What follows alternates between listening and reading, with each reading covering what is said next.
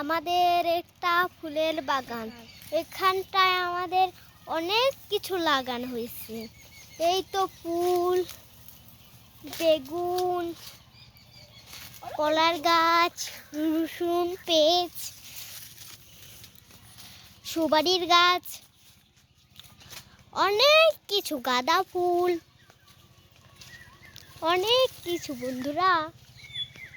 এই তো আমাদের মিনি মিনি ফুল, তোমাদের সাথে পরিচয় করে দিলাম। এই তো এখানটা আছে ছাঁচি নাও, এই তো ছাঁচি নাও। এই তো আমাদের ফুল তুলে নিয়েছি